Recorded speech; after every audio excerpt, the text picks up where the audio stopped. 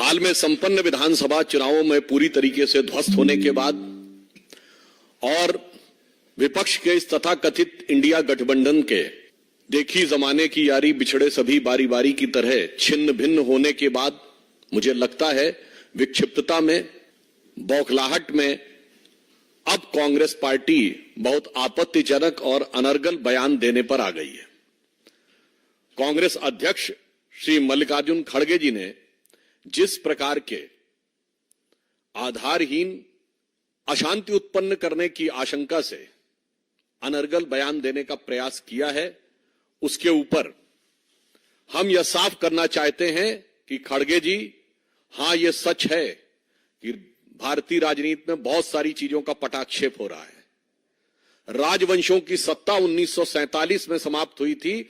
अब लोकतंत्र का आवरण ओढ़े हुए जो लोकतांत्रिक राजवंश हैं, उनकी सत्ता को चुनौती मिल रही है और उनको लग रहा है कि आने वाले चुनावों के बाद उनका भविष्य क्या होगा। और यह मैं ऐसे ही नहीं कह रहा हूं।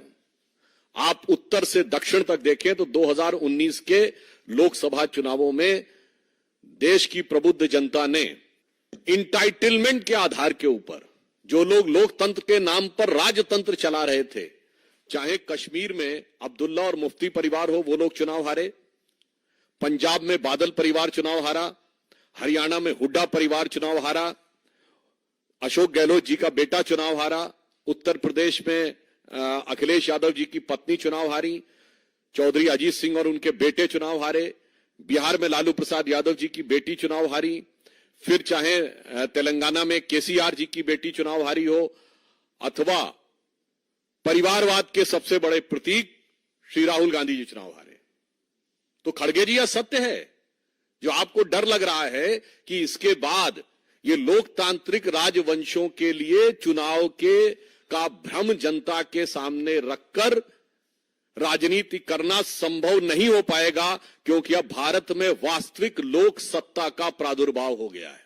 वैसे ये लोग जो लोकतंत्र की बात करते हैं, तो मैं याद दिला देना चाहता हूं, कांग्रेस पार्टी के पहले प्रधानमंत्री श्री जवाहरलाल नेहरू 0 वोट पाकर प्रधानमंत्री बने थे।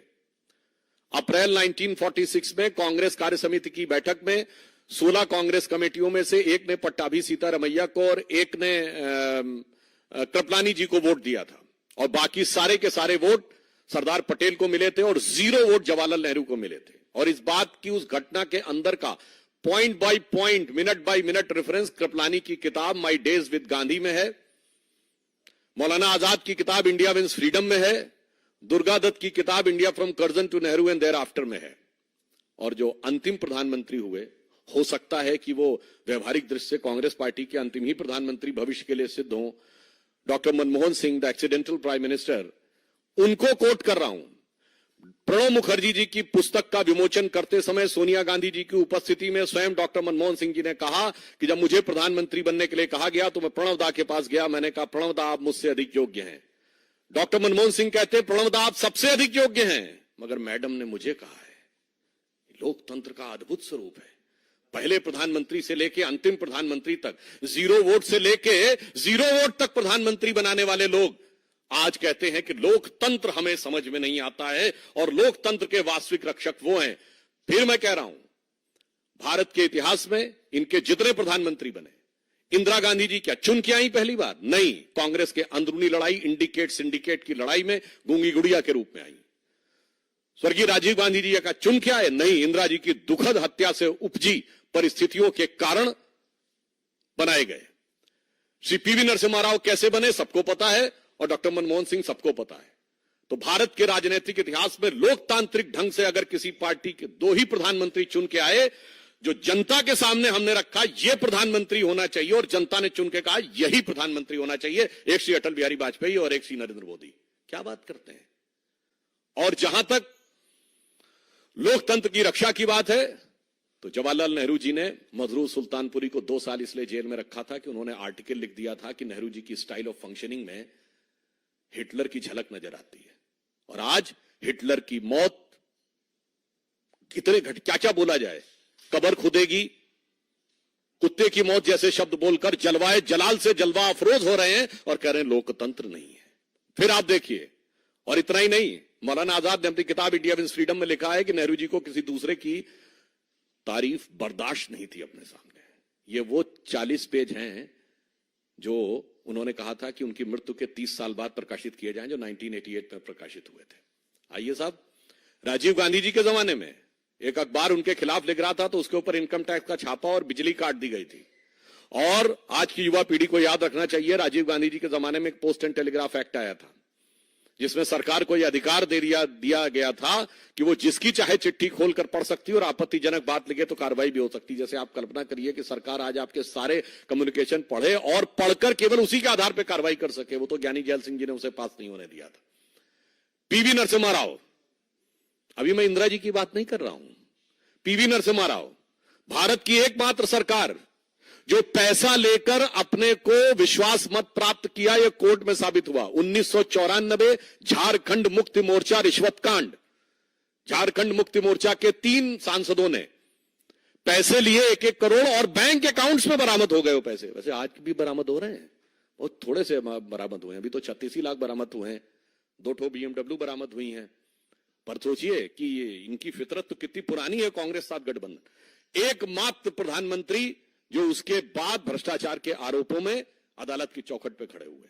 और उसके बाद जब सोनिया गांधी जी की छत्र छाया में मनमोहन सिंह जी की सरकार चली, तब तो हिंदू आतंकवाद जैसे शब्दों का प्रयोग करके बगैर चार्जशीट फ्रेम किए हुए लोगों को बरसों बरस जेल में रखा गया, उनके साथ अमानवीय व्यवहार किया गया, महिला कैदियों के साथ किस किस प्रकार की घटनाएं की गई वो सबको पता है। और इसके उपरांत जो लोकतंत्र की बात करते हैं, अब अगर इंदिरा जी की बात की जाए, जिस समय लोकतंत्र वास्तविकता में खत्म हुआ था, आज की पीढ़ी जो हमारी जनरेशन के भी लोग हैं उनको भी नहीं मेमोरी है, इसलिए भारत की 3/4 जनसंख्या को नहीं पता है। क्या आपको पता है कि एक बार लोकसभा का कार्यकाल बढ़ा दिया गया था, कि 5 साल से बढ़कर 6 साल? यस, इंदिरा गांधी जी के समय में इमरजेंसी में।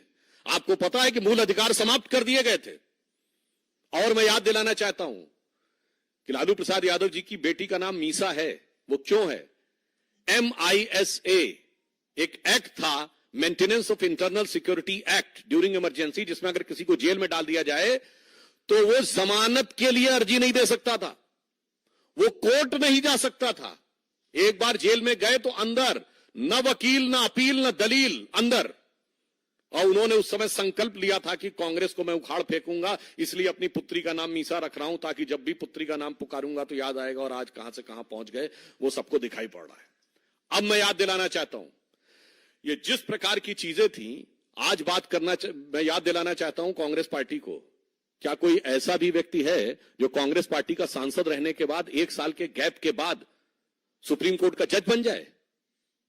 जस्टिस बहरुल इस्लाम, असम हाई कोर्ट के जज, पहले जज रहे, फिर कांग्रेस के टिकट पर लोकसभा का चुनाव, फिर चुनाव नहीं हुआ तो राज्यसभा में आए, फिर राज्यसभा से हटने के बाद 1 साल के गैप के बाद सुप्रीम कोर्ट के जज बन गए। और इंदिरा गांधी जी ने क्या कहा था? पार्लियामेंट के फ्लोर पे कहा गया था कमिटेड जुडिशरी की बात, और यह कहा गया था कि जजेस को हमारी विचारधारा के अनुरूप चलना होगा। आज वो लोग कहते हैं डेमोक्रेसी। आपको पता है, नाजियों की एक बड़ी फेमस फिल्म थी ट्रायम्फ ऑफ द विल, 1934 में उसका मंचन हुआ नाजी पार्टी के कन्वेंशन में। उस मंचन के समाप्त होने के बाद हिटलर के राइट हैंड व्यक्ति रूडोल्फ हेस, जो बाद में अरेस्ट हो गया था, 92 में शायद उसकी डेथ हुई, उसने नारा लगवाया था, Hitler is Germany and Germany is Hitler. ठीक यही नारा छोटे मोटे नेता ने नहीं, कांग्रेस के तत्कालीन राष्ट्रीय अध्यक्ष देवकांत बरुआ ने लगाया, India is Indira and Indira is India. और आज तक कांग्रेस के किसी राष्ट्रीय अध्यक्ष ने उसके लिए माफी नहीं मांगी है, तो वो कांग्रेस का आज तक आधिकारिक बयान है। इसलिए जो लोग राजनीति में इस प्रकार की बात कहते हैं कि कौन डेमोक्रेसी की बात कर रहा है, तो मैं एक और चीज कोट करना चाहता हूं। मार्गरेट अल्वा जी कांग्रेस की सीनियर लीडर रही हैं। उन्होंने किताब लिखी है courage and commitment and autobiography, जिसमें उन्होंने कांग्रेस की शीर्ष नेतृत्व लीडरशिप का नाम लेते हुए कहा है कि द टॉप लीडरशिप के लिए they functions in an absolutely arbitrary manner and supports corrupt anti national activities and the nexus. तो आपके नेता के बारे में कह रहे हैं। और नटवर सिंह ने क्या लिखा है? One life is not enough, PV Narasimha Rao की किताब द इनसाइडर। अरे क्या क्या सुनेंगे भाई। तो मैं साफ बात कहना चाहता हूं, यह सच है, जो आर्बिट्रेरी अधिनायकवादी शक्तियां थीं, उनके हाथ से अब सत्ता को निर्णायक रूप से जाने का समय आ गया है। मैं अंत में कहना चाहूंगा कि खड़गे जी ने एक और जो गंभीर बात बोली है, वो मैं सारे करोड़ों देशवासियों से कहूंगा, इसको गंभीरता सोचिए। उन्होंने कहा कि हम गुलाम थे और कहते हैं कि तुम लोग गुलाम के भी गुलाम थे। यह गुलामी की मानसिकता है। आप कह रहे हैं कि हम दुनिया के एक विचित्र देश बताए जाते हैं कि जो 1000 साल तक गुलाम रहा, फिर भी जो समाज में विकृतियां आई, समस्याएं आई, उसका कारण शासक वर्ग नहीं था, हम थे। ये कौन सी गुलामी की मानसिकता है भाई? आप खुद सोचिए ना। मतलब हम खुद मुख्तार गुलाम थे, मतलब गुलाम भी थे और डिसाइड हम कर रहे थे। जो हमें काट रहे थे, जो हजारों की खोपड़ियों का ढेर बना रहे थे, जो बंगाल फेमाइन में हमको मार रहे थे, वो जिम्मेदार नहीं थे। जो कट रहे थे, मर रहे थे, भूखों मर रहे थे, वो जिम्मेदार थे। 1000 साल में समाज में जो आया, कांग्रेस इस गुलामी की मानसिकता का प्रतिनिधित्व करती है। इसीलिए मैं कहना चाहूंगा कि अब वस्तुस्थिति यह है कि जो हम किसी जमाने में कहते थे ना, उगा सूर्य कैसा कहो मुक्ति का ये उजाला करोड़ों घरों तक न पहुंचा, मोदी जी के आने के बाद उस करोड़ों घरों तक पहुंचा है। अब कांग्रेस की इस गुलामी की मानसिकता के लिए जो अंग्रेजों ने दी थी, वो आज तक उनके दिमाग में है। तो कहना चाहता हूं ना, संयम व्यवस्था न एकात्मता है, भरी है अभी तक मनों में गुलामी। वही राग अंग्रेजियत का पुराना सुनाते बड़े लोग नामी गिरामी। बहकती मदिर जिंदगी की लयों में अभी मुक्ति गायन स्वरों तक न पहुंचा। उगा सूर्य कैसा कहो मुक्ति का ये उजाला करोड़ों घरों तक न पहुंचा। मतलब अभी भी बहकते कदम हैं, स्वतंत्रता का, मुक्ति का वास्तविक गायन उनके कान में नहीं पहुंच पाया है।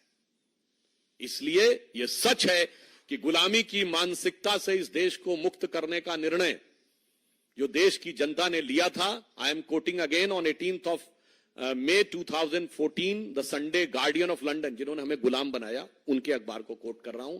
उन्होंने लिखा था कि 16th of May 2014, जिस दिन मोदी जी के नेतृत्व हमें स्पष्ट बहुमत की सरकार मिली, should be known as a day of second independence in India. And the शीर्षक था, it was second tryst with India's destiny. क्योंकि उन्होंने कहा कि लंबे समय तक स्वतंत्रता के बाद उस विचार का शासन रहा जो ब्रिटिश कॉलोनियल लीगेसी को रिप्रेजेंट करता था। पहली बार एक ऐसे हाथ में एब्सोल्यूट पावर आई है। अटल जी के समय में एब्सोल्यूट पावर नहीं थी, एब्सोल्यूट पावर आई है जिसका इंसेप्शन एंड इंस्पिरेशन, यानी उत्पत्ति और प्रेरणा में ब्रिटिश कॉलोनियल लीगेसी से कोई लेना देना नहीं है, जो पूर्णता भारतीय है। इसलिए ये कांग्रेस और कांग्रेस गोत्र के जितने दल हैं, उन सब के लिए भविष्य निश्चित रूप से निर्णायक अवसान की तरफ बढ़ रहा है। और उसी कारण वो भयाक्रांत होकर इस प्रकार की अनर्गल बातें कर रहे हैं।